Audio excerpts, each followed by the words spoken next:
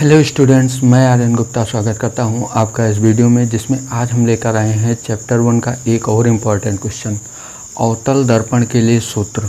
अवतल दर्पण के लिए सूत्र जो है 1/f बराबर 1/v प्लस 1/o का निगमन करना है हम लोगों को। तो क्वेश्चन जो है आप लोगों के अनसॉल्व्ड पेपर में है।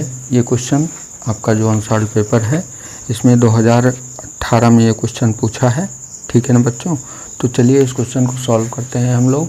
ठीक है, जैसा कि हमने आप लोगों को बताया था कि मैं चैप्टर वाइज आपको इम्पोर्टेंट क्वेश्चन दूंगा, तो मैं पूरे अनसॉल्व्ड से छांट के जो क्वेश्चन ज़्यादा बार पूछा है, इम्पोर्टेंट है, उसको मैं आपको बता रहा हूं। तो आज की इस क्लास में हम लोग अवतल दर्पण के सूत्र का निगमन करेंगे 1/f बराबर 1/v प्लस 1/o का। तो चलिए शुरू करते हैं। सबसे पहले यहाँ पर हम फिगर बना लेंगे। हम मान लेंगे कि माना एक अवतल दर्पण है, एक अवतल दर्पण बना लेंगे। इसका नाम दे देंगे, ये M1 M2 और यहाँ पर है ध्रुव P। ठीक है,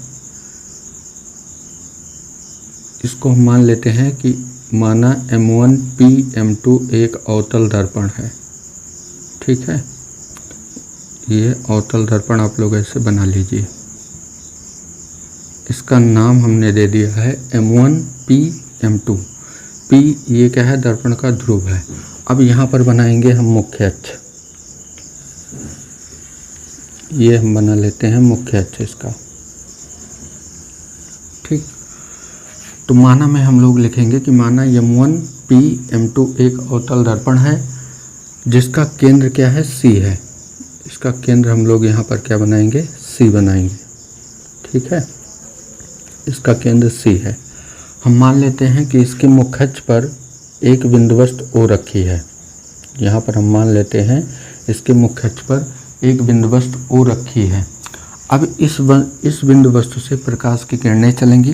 तो हम मान लेते हैं पहली किरण जा रही है। ठीक है, प्रकाश की किरण गई और दर्पण के बिंदु A पर टकराई। ठीक है, अब A से क्या होगा, परावर्तन होगा और परावर्तित होकर ये किरण मुख्य अक्ष के किसी बिंदु से होकर ऐसे जा रही है। ठीक है, पहली किरण कौन सी है, OA, और परावर्तित होकर किरण ऐसे गई।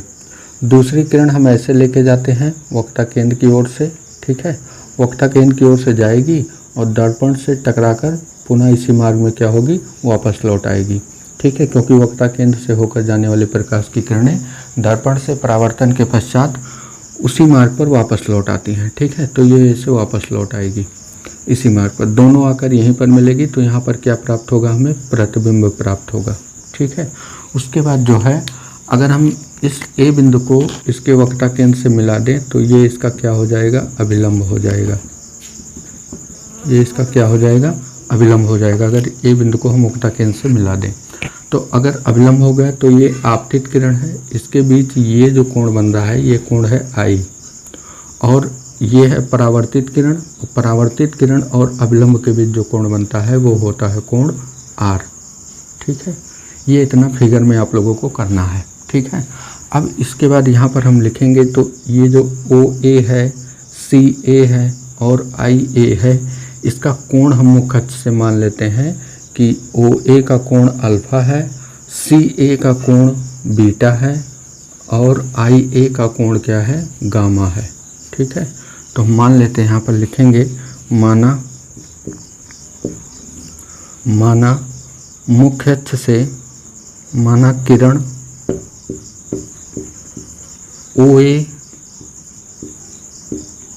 CA तथा IA मुख्य अक्ष से क्रमशः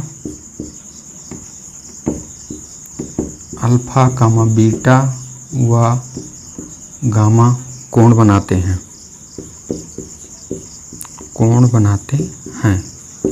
ये चीज़ हमने इतना मान लिया। ठीक है, अब इसके बाद जो है यहाँ पर आप देख रहे होंगे, अब ये है आपतन कोण और ये है परावर्तन कोण। ये दोनों कोण आपस में क्या होते हैं, बराबर होते हैं। बस यही कॉन्सेप्ट लेके हमें चलना है। ठीक है। तो एक बार त्रिभुज ले लेते हैं हम ओ ए सी में। आई हमारा किस में आ रहा है? त्रिभुज ओ ए सी में। तो यहाँ पर लिखेंगे त्रिभुज ओ ए सी में, त्रिभुज ओ ए सी में। अगर त्रिभुज ओ ए सी में देखा जाए तो इस त्रिभुज को मैं यहाँ पर साइड में बना देता हूँ। देखिए ये मुख्य अक्ष है, यहाँ से ये ऐसे आया है, ठीक है। ये ओ है, ये ए है और ये सी है। ये वाला कोण है अल्फ़ा, ये वाला कोण है आई, ठीक है। अगर ये वाला कोण देखा जाए, ये वाला, तो ये कोण कितना है? बीटा है। तो किसी त्रिभुज में ये किसका काम करेगा? बहिष्कोण का काम करेगा। बीटा क्या है? बहिष्कोण है। तो बहिष्कोण जो होता है वो त्रिभुज के अंदर किन्हीं दो कोणों के योग के बराबर होता है, अपोजिट साइड के, मतलब इसके बगल वाला ये नहीं, ये दोनों एंगल के योग के बराबर होता है। तो वही लिखेंगे त्रिभुज ओ ए सी में बीटा बराबर क्या हो जाएगा? एंगल बीटा बराबर हो जाएगा अल्फ़ा प्लस आई, ठीक है। अल्फ़ा प्लस आई, यहाँ से आई का मान निकाल लेते हैं तो आई बराबर आ जाएगा बीटा माइनस अल्फ़ा, ठीक है। अल्फ़ा इधर चला जाएगा तो हो जाएगा बीटा माइनस अल्फ़ा। इसको हम नाम दे देते हैं समीकरण नंबर 1। अब ले लेते हैं इसी प्रकार त्रिभुज सी ए आई में, ठीक है। त्रिभुज सी ए आई में यहाँ पर लिखेंगे, एक लाइन डाल देते हैं इसे, ठीक है। और फिर यहाँ लिखेंगे त्रिभुज सी ए आई में, त्रिभुज सी ए आई में। इसमें देखिए अगर आप लोग, तो ये त्रिभुज यहाँ पर है सी ए आई, ठीक है। इसमें देखिए ये बहिष्कोण का काम करेगा, गामा, गामा बहिष्कोण है। तो गामा किसके बराबर होगा? बीटा प्लस आर के बराबर होगा। तो लिखेंगे गामा बराबर, बहिष्कोण गामा बराबर बीटा प्लस आर। यहाँ से आर का मान निकाल लेंगे तो आर बराबर आ जाएगा गामा माइनस बीटा। इसको हम मान दे देते हैं समीकरण नंबर 2, ठीक है। अब हम जानते हैं चूँकि परावर्तन के नियम से, चूँकि परावर्तन के नियम से लास्ट क्लास में हम लोगों ने प्रकाश का परावर्तन पढ़ा था। तो परावर्तन का नियम लगाएंगे कि कोण आई जो होता है वो बराबर होता है किसके? आर के। तो समीकरण 1 से आई का मान रख देंगे और आर का मान रख देंगे 2 से, ठीक है। तो आई का मान क्या है? बीटा माइनस अल्फ़ा और बराबर है गामा माइनस बीटा, ठीक है। बीटा को इधर कर लीजिए, अल्फ़ा को उधर भेज दीजिए, तो ये हो जाएगा बीटा प्लस बीटा बराबर में गामा प्लस अल्फ़ा, ठीक है। बीटा बीटा जुड़ जाएगा, ये हो जाएगा 2 बीटा बराबर गामा प्लस अल्फ़ा। अब हमें क्या करना है? यहाँ से अल्फ़ा बीटा गामा का मान निकाल लेना है, ठीक है। इसको हम नाम दे देते हैं समीकरण नंबर 3, ठीक। इसको हम नाम दे देते हैं समीकरण नंबर 3।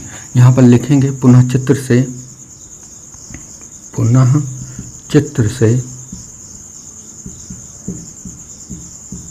यदि, कंडीशन है यदि अल्फ़ा कामा बीटा व गामा, यदि नहीं, यहाँ चूँकि लिख लीजिए, चूँकि अल्फ़ा बीटा गामा कोण बहुत छोटे हैं, बहुत छोटे हैं। छोटे किस लिए हैं? क्योंकि दर्पण का द्वारक जो होता है वो बहुत छोटा लिया जाता है, ठीक है। ये प्रैक्टिकली में दर्पण का द्वारक जो होता है बहुत छोटा लिया जाता है, लेकिन हम आपको समझाने के लिए इसको थोड़ा फिगर बड़ा बनाए हैं, इसलिए ये कोण आपको बड़ा बड़ा दिख रहा होगा, लेकिन वास्तव में बहुत छोटा त्रिभुज छोटा सा दर्पण होता है। और इसलिए अगर यहाँ से इसको ऐसे डालेंगे तो ये सब कोण बहुत छोटे छोटे बनेंगे, ठीक है। अल्फ़ा बीटा गामा ये सब कोण क्या बनेंगे? बहुत छोटे छोटे बनेंगे। अब अगर कोण छोटा है तो यहाँ से हम अल्फ़ा जो है, अगर tan अल्फ़ा लें, यहाँ से कोण है, ये अल्फ़ा क्या है? कोण है। कोण बराबर क्या होता है? चाप बटे त्रिज्या। इस हिसाब से यहाँ अल्फ़ा बीटा का मान हम निकाल सकते हैं कि कोण बहुत छोटे हैं, अतः tan अल्फ़ा अगर यहाँ से लिया जाएगा तो ये बराबर हो जाएगा अल्फ़ा के। तो अल्फ़ा एक कोण है, अल्फ़ा एक कोण है। कोण बराबर क्या होता है? चाप बटे त्रिज्या, ठीक है। तो इसका चाप कितना है? AP और बटे इसकी त्रिज्या कितना हो जाएगी? OP, AP बटे OP, ठीक है। अब जो है इसका मान अगर यहाँ से रखें तो AP तो चाप है, त्रिज्या OP है। OP की दूरी अगर देखा जाए, OP की दूरी देखा जाए तो ये कितना हो जाएगा, U हो जाएगा, क्योंकि ये क्या है, वस्तु की दूरी है। इसको हम फिगर में ही दिखा देते हैं, ये क्या है, वस्तु की दूरी है। ठीक है, ये वस्तु की दूरी है, तो यहाँ से हो जाएगा AP बटा माइनस का U। ठीक है, ऐसे tan बीटा जो बराबर होगा बीटा के बराबर होगा, और बीटा किसके बराबर हो जाएगा, कोण बराबर चाप बटे त्रिज्या। तो चाप आपका AP है, त्रिज्या क्या है, CP है। ठीक है, तो ये हो जाएगा AP अपान CP। यहाँ से अगर CP देखा जाए तो CP क्या है, P से C तक की दूरी वक्रता केंद्र तक की दूरी R कहलाती है, वक्रता त्रिज्या। ठीक है, इसको हम R से दिखाते हैं, तो ये हो जाएगा AP बटे माइनस का R। ठीक है, इसी प्रकार tan गामा जब निकालेंगे तो tan गामा बराबर हो जाएगा गामा बराबर, अब यहाँ से गामा देखेंगे, चाप बटे त्रिज्या AP बटे IP, AP बटे IP, और IP क्या है, प्रतिबिंब की दूरी है, यहाँ से इसकी दूरी क्या है, V है। ठीक है, तो इधर की ओर है इसलिए माइनस में ले लेंगे, AP अपान माइनस V। अब ये तीनों मान उठा के समीकरण 3 में रख देना है, बस फार्मूला आ जाएगा। तो यहाँ पर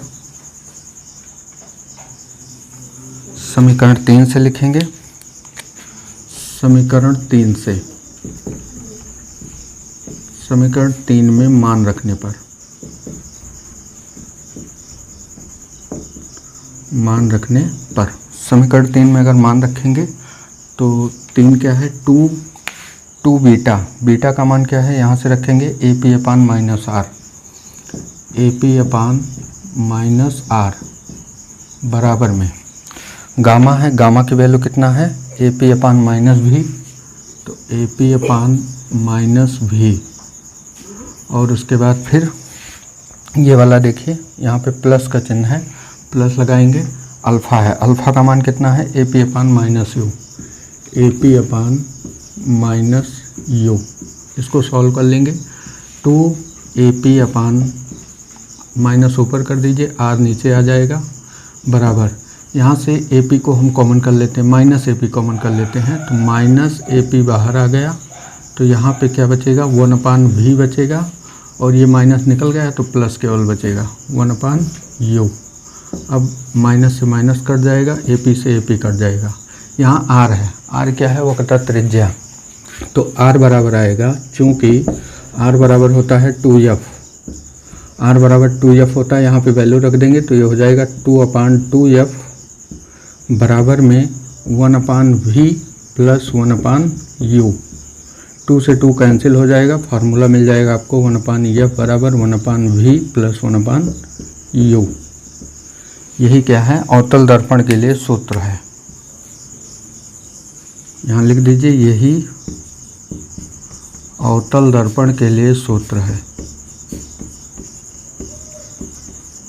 दर्पण के लिए सूत्र है। ठीक है, आप लोग देख लीजिए इसे एक बार, स्क्रीनशॉट ले लीजिए।